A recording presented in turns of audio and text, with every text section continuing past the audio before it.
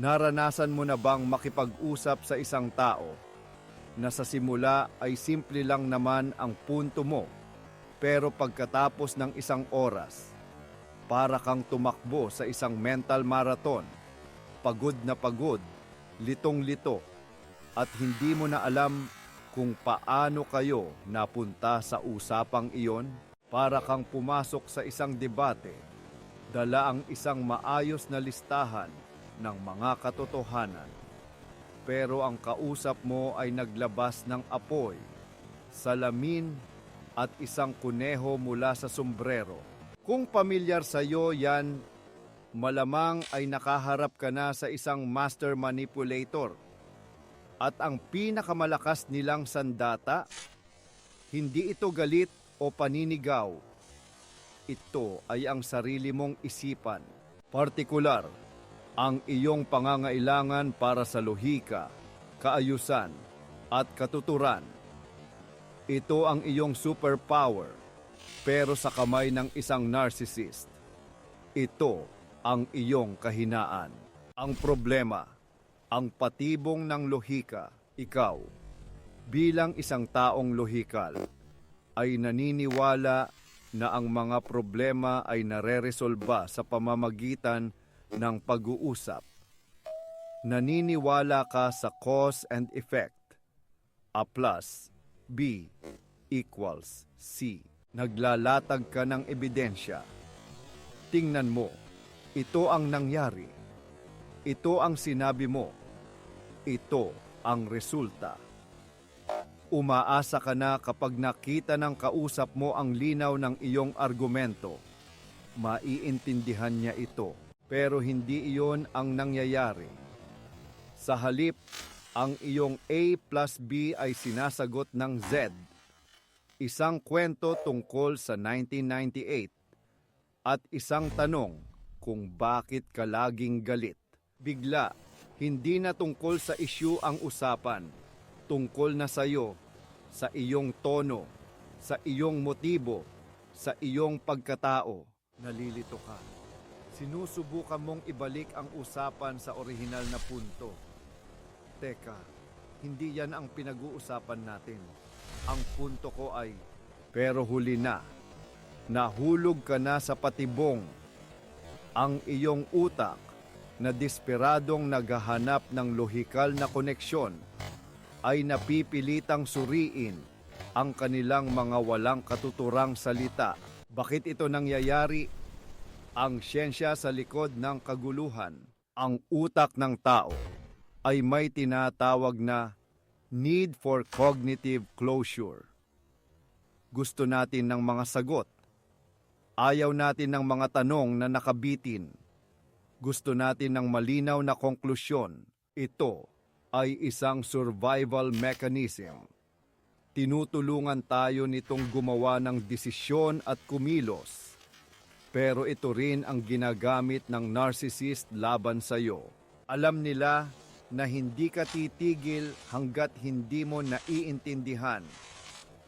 Kaya binibigyan kanila ng isang puzzle na walang solusyon. Ang kanilang layunin ay hindi resolusyon. Ang layunin nila ay kontrol. Ang manalo. Ang pagurin ka hanggang sa sumuko ka na lang at tanggapin ang kanilang bersyon ng katotohanan. Ginagawa nila ito gamit ang ilang kilalang taktika. Una, ang word salad o ensalada ng salita. Ito ay isang pinaghalong mga akusasyon, mga technical sounding na salita, at mga nakaraang issue na walang koneksyon sa kasalukuyang usapan. Ang layunin nito ay lituhin at i-overwhelm ka. Halimbawa, hindi mo maintindihan ang quantum dynamics ng ating relasyon dahil sa iyong Freudian projection na nag-uugat pa sa patriarchal issues natin. Ano raw ang iyong lohikal na isip ay susubukang i-decode ito, hanapan ng kahulugan. Pero wala itong kahulugan. Isa lang itong smoke screen. Pangalawa, ang paborito ng lahat, gaslighting. Ito ang sining ng pagpapapagduda sa iyo, sa sarili mong alaala at katinuan. Hindi ko sinabi yan, masyado kang sensitibo, imahinasyon mo lang yan. Ang iyong lohikal na isip ay magsisimulang mag-isip. Teka, baka nga mali ako. Baka hindi ko natandaan ng tama. Dito kanila nakukuha. Kapag nagsimula ka ng magduda sa sarili mong data, ang kanilang bersyon na ang mananaig. Pangatlo, circular arguments o paikot-ikot na usapan. Magsisimula kayo sa punktong A. Ililihis niya ito papuntang punktong Z. At pagkatapos ng mahabang pag-ikot, babalik kayo sa punktong A. Pero ngayon, ikaw na ang may kasalanan. Halimbawa, nagagalit ako dahil hindi ka naghugas ng plato. Magiging kaya lang naman ako hindi nakapaghugas ng plato ay dahil stress ako sa iyo, dahil lagi mo akong pinapansin sa maliliit na bagay. Ang problema talaga ay yung pagiging controlling mo. Ang iyong utak na naghahanap ng resolusyon ay mananatili sa loop. Sinusubukang ayusin ang isang problemang sadyang idinisenyo para hindi maayos. Ang solusyon, paano bawiin ang iyong isipan? Okay, sapat na ang teorya. Ano ang gagawin mo kapag nasa gitna ka na ng mental tornado na ito? Ang sagot ay simple, pero hindi madali. Unang hakbang, kilalanin ang laro. Hindi ito isang debate, isa itong power play.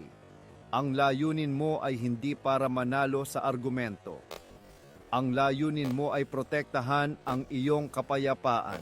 Sa sandaling mapagtanto mo na ang kausap mo ay hindi interesadong hanapin ang katotohanan, nawawala na ang kanilang kapangyarihan sa iyo. Hindi mo kailangang patunayan ang iyong punto sa isang taong ang realidad ay kasing flexible ng isang circus contortionist. Pangalawang hakbang, huwag kang mag-jade. Justify, argue, defend, explain.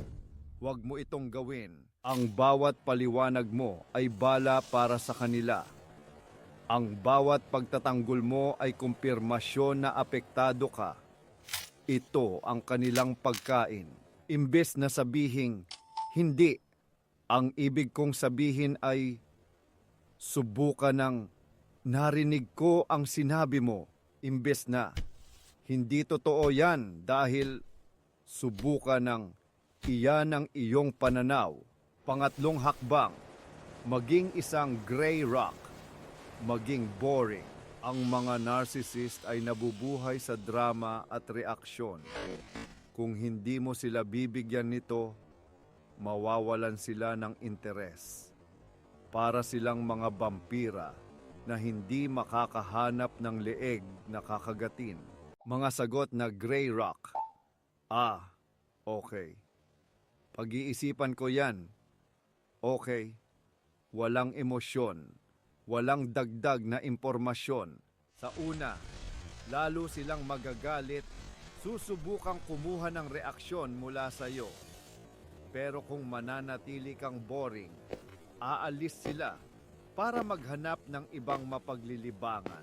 Pang-apat na hakbang, magtakda ng hangganan. Ito ang pinakakritikal.